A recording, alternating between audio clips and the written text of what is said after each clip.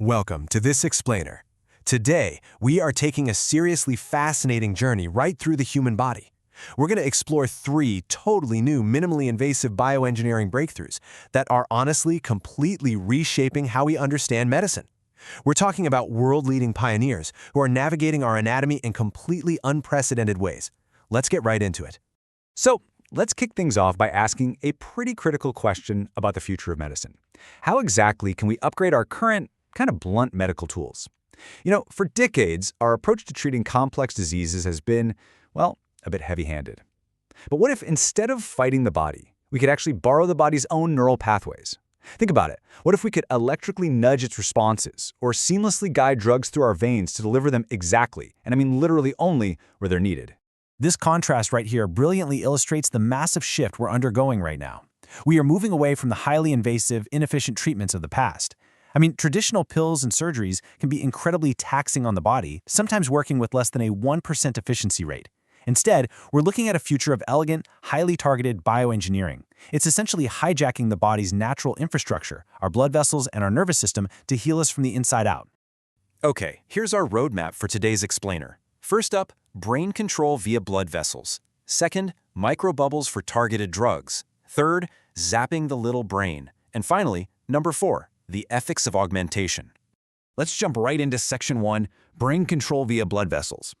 Right, so neural engineer Tom Oxley is doing something wild. He's using our blood vessels as a secret backdoor to the brain. He was inspired by a young patient with locked-in syndrome. The patient's brain was totally active but completely disconnected from his body. So Oxley's team at Synchron developed this thing called the Stentrode to completely bypass highly invasive open brain surgery. This device safely navigates a precise 3-step journey. It enters through the jugular vein in the neck, gets threaded up through a catheter to a large blood vessel at the top of the head, the superior sagittal sinus, and then a lead connects it to a small pacemaker-like device that just sits under the skin of the chest. The absolutely crucial point here is that for patients dealing with locked-in syndrome, severe strokes, or motor neuron diseases, their body might have failed them, sure, but their brain, it is still actively trying to communicate. This implantable interface actually detects those intentions. It translates their active thoughts into digital actions. Crazy enough, they're actually working with Apple right now to create a brand new Bluetooth profile specifically for brain control. How cool is that? So when the sensor is sitting over the motor cortex, it's observing the brain's electrical activity. And that activity basically looks like a lightning storm of voltage potential. If a patient simply thinks about, say, opening and closing their hand, the algorithm detects that exact electrical signature. It then tricks a computer into seeing the brain as a wireless keyboard or mouse. This lets users text, browse the web, and communicate purely through thought.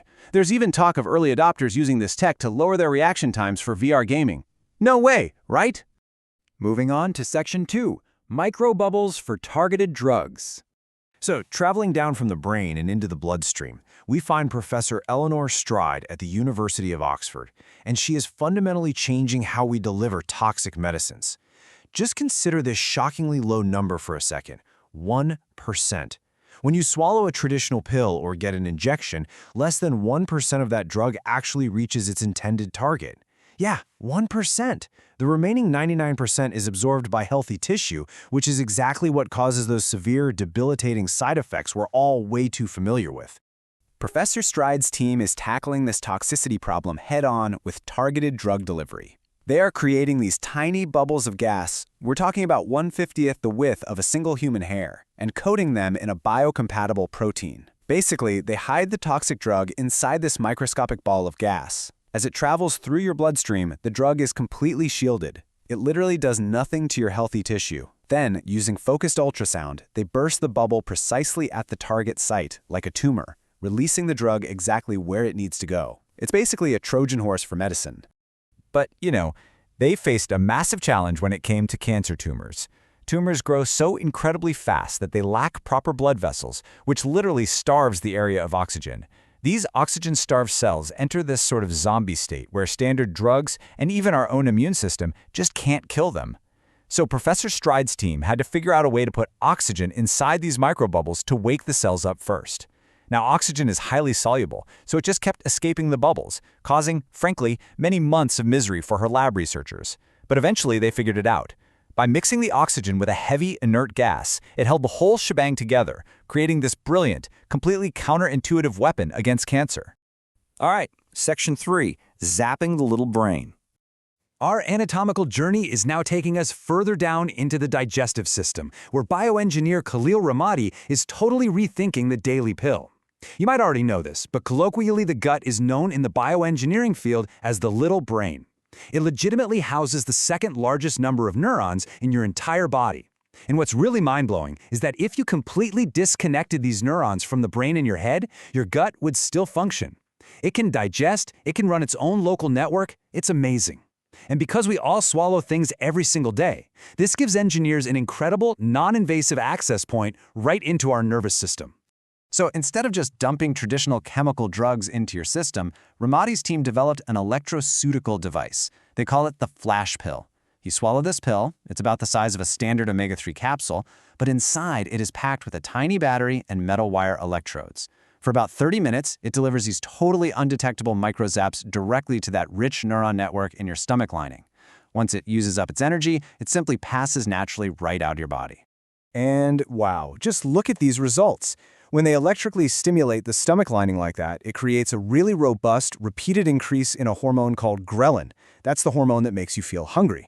By proving that we can actually control this hormone electronically, completely without chemicals, it opens the door to treating complex eating disorders, obesity, and even metabolic conditions like diabetes. It's a real game changer for sure. Finally, Section 4, the ethics of augmentation. Okay, so we've seen the incredible mechanics of the brain, the bloodstream, and the gut. But stepping back to look at the big picture for a second, the overlapping potential of all this is absolutely staggering. These engineers are envisioning a near future where things like the physical limitations of multiple sclerosis, untreatable breast cancer tumors, super dangerous antibiotic-resistant bacteria, and complex metabolic diseases are all entirely manageable through biological engineering. The health benefits are, without a doubt, profound.